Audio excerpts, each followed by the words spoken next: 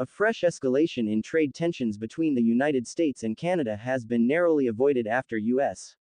President Donald Trump agreed to delay, for 30 days, the implementation of a sweeping 25% tariff.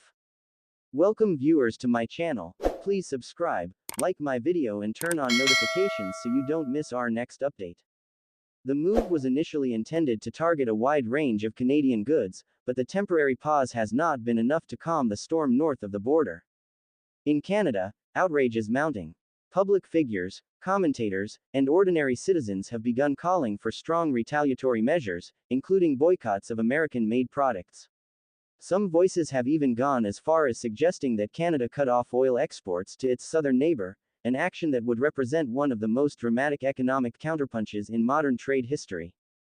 Yet, the suggestion of halting crude oil shipments to the United States is not as simple, or as painless, as it sounds.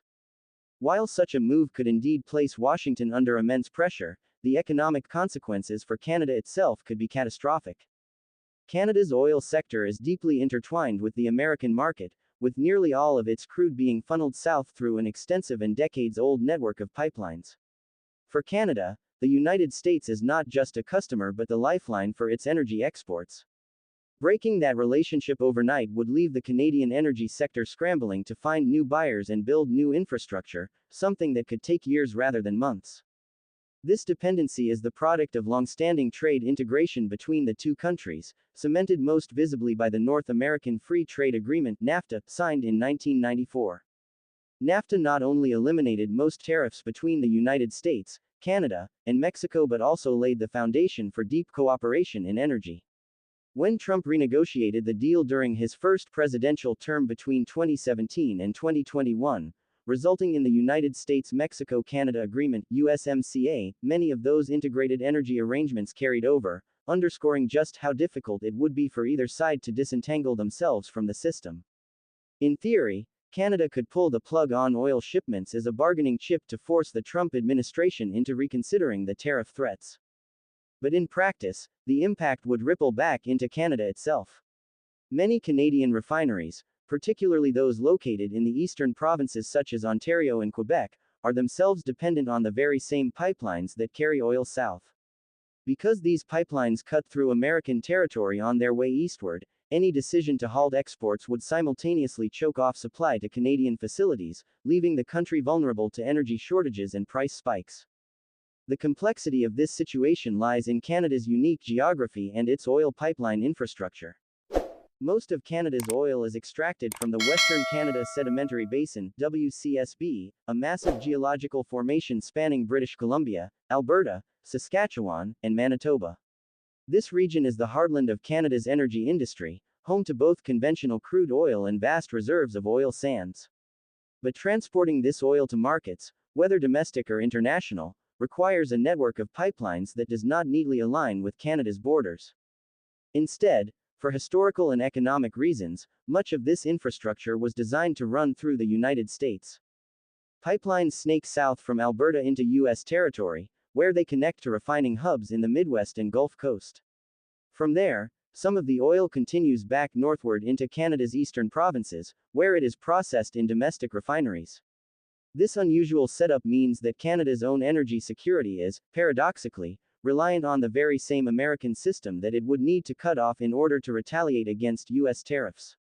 As Jatane De Silva, the former CEO of the Canada Energy Regulator, CER, explained in an interview with Al Jazeera, Canada and the U.S. made a conscious decision to integrate their energy infrastructure. It's been that way for a really long time. That conscious decision, made decades ago, was grounded in both geography and economics. After all, it is far easier and cheaper to build pipelines southward into the vast U.S. market than to construct new lines through the rugged Canadian Shield to reach Atlantic ports or overseas buyers. Thus, while Canadian anger is palpable and calls for bold action grow louder, the reality is sobering. Canada could, in theory, try to weaponize oil exports, but the blowback on its own economy would be swift and severe. Shifting trade patterns after so many decades of close integration is not something that can be achieved overnight. Building new pipelines or liquefied natural gas (LNG) terminals to export oil and gas to Europe or Asia would take years, billions of dollars, and immense political will. For now, The 30-day delay secured by Trump offers only a temporary reprieve. Unless a more permanent resolution is reached, Canada faces the daunting challenge of defending its economic interests while navigating the very interdependence that has tied its fortunes so tightly to those of its southern neighbor. A looming trade confrontation between the United States and Canada has been temporarily diffused, but only just. U.S. President Donald Trump, in a decision that drew global attention, agreed to delay the imposition of a sweeping 25% tariff on hundreds of Canadian goods for a period of 30 days. The measure, which had been framed as a decisive response to perceived Canadian trade advantages, had threatened to escalate into one of the most consequential economic disputes in North American history. While the pause offers a temporary reprieve, the broader consequences, both political and economic, remain unresolved, and the immediate response in Canada has been one of anger, alarm, and calls for retaliation. The announcement triggered a wave of outrage across Canada. Media outlets ran front-page stories detailing the potential impact of the tariffs, while commentators questioned the long-term reliability of the United States as a trading partner. On social media, hashtags calling for boycotts of American goods began trending. Canadians from all walks of life, from small business owners and provincial leaders to ordinary citizens, expressed their frustration at what they saw as an unfair and unilateral threat. The idea of halting oil exports to the United States, while controversial, was floated as a possible measure to counteract Trump's proposed tariffs. The intensity of these discussions reflected a deeper anxiety within Canada about its economic vulnerability and the fragility of its relationship with its southern neighbor. Yet the conversation about retaliatory measures was not just symbolic. It touched on very real economic stakes. Canada's energy sector is a cornerstone of its economy, particularly in the western provinces of Alberta, Saskatchewan, and British Columbia. Nearly all of the crude oil produced in Canada flows to the United States, transported through a sprawling network of pipelines that have been built over decades. This integration of energy infrastructure has provided mutual benefits. The United States gains access to stable, high-quality Canadian oil, while Canada has secured a reliable and enormous market for its energy exports. Disrupting this system would therefore carry enormous costs for both nations. The proposed tariffs themselves, even in their delayed form, could have profound effects. A 25% levy on Canadian goods could affect everything from industrial machinery and agricultural products to high-value manufactured items. For Canadian exporters, the tariffs would effectively increase the cost of doing business in the United States, making Canadian products less competitive relative to those from other countries. Even before the tariffs take effect, the uncertainty alone can have destabilizing consequences. Businesses may delay investment decisions, cancel or postpone contracts, and reconsider long-term expansion plans. The economic reverberations could be particularly acute in sectors that rely heavily on cross-border trade, such as automotive parts, machinery, and technology equipment. Political tensions have only amplified the economic anxiety. Many Canadians view the threat of tariffs not merely as a trade issue but as a challenge to national sovereignty. Prime Minister Justin Trudeau has condemned the proposed tariffs as unacceptable, and has emphasized Canada's commitment to defending its economic interests.